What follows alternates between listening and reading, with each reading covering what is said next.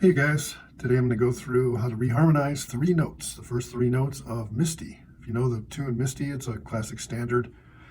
You may already know that, but the tune, I mean. But I'm going to take you through just a process that you may want to consider using on other tunes you reharmonize, whether it be just taking the tune and adding new harmony to it. Lots of books on the market now that take, changes, chord changes, and they doctor them up. I know Frank Mantooth did a few books for Hal Leonard on that. But you can do it yourself sitting at the piano. You don't need to be a hotshot piano player to do this. But I'll try to keep it short, but I wanted to show you from simple to complex how to reharmonize a melody.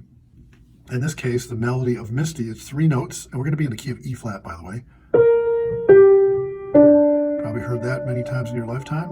The first three notes of Misty. So it's actually a pickup. And in the key of E flat, we're going to be basically doing a dominant seventh, which is B flat 7. And we're going to go down to E flat major 7, which is the tonic chord of this particular key for the tune. So let's go through, and I'm going to show you, and you can watch the screen of how this is written out. But I want to show you some of the options that you could do. And really, if you get anything from this video and this tutorial, it's just about tension and release. So when you have tension in a chord or a chord progression, at some point you need some release. It's like the storm followed by the calm, and so forth, and so on and so forth. So the storm is the upper extensions and some of the more sophisticated harmonic notes within the chord to make it sound really good. You can kind of think of it as spices, like salt, pepper, and a lot more spices. The more complex you get, typically the more spices you get. So let's take the most basic, and it'd be B flat 7. Very simple voicing of B flat 7. Now keep in mind that this note is actually the 13th, so we do have a B flat 13 kind of implied in there. And I just voiced this very simple all the way up.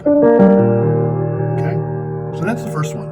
But let's take it a step further and just add the 13th along with the first chord, and then let's add a flat 9. So we're gonna change the B flat 7 to a flat 9, which is right there in the voicing, and I'll show you how that works.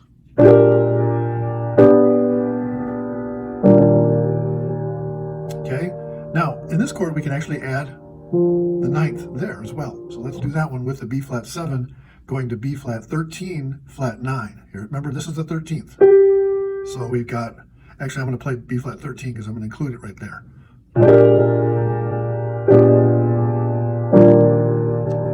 Okay, you see that there's a little bit of tension here. And then we have the release here. Okay, so let's take it another step further. And let's add for the penultimate chord, which is on this note, let's add the sharp 11, as well as the flat 9. So we can have a voicing like this, over the root and 7th. Okay, so let's do that one. Okay, so as long as we're talking about tension and release, let's have a little less tension on the first note and make it a suspended chord. So we can suspend this third up to E flat and make this B flat 13 suspended. Pretty calm, right? Now we're going to move to B flat 13, sharp 11, flat 9. A little more tense to a calm chord. Okay, so let's move on to the next one, where we can actually delay the resolution of the E flat. It would be E flat major 9. We're going to delay it with a D chord above E flat. So we're actually going to cause some tension before the release there.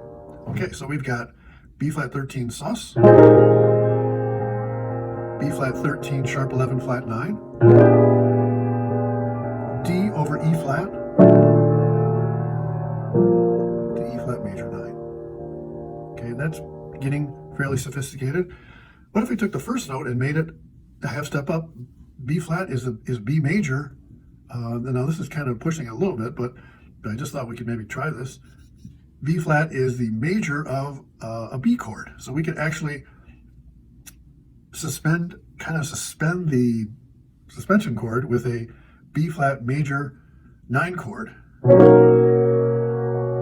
So you could either do So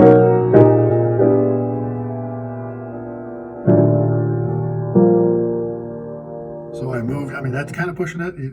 Really, you have to use your ear for these kinds of things and see what you like the sound of, but that potentially is workable.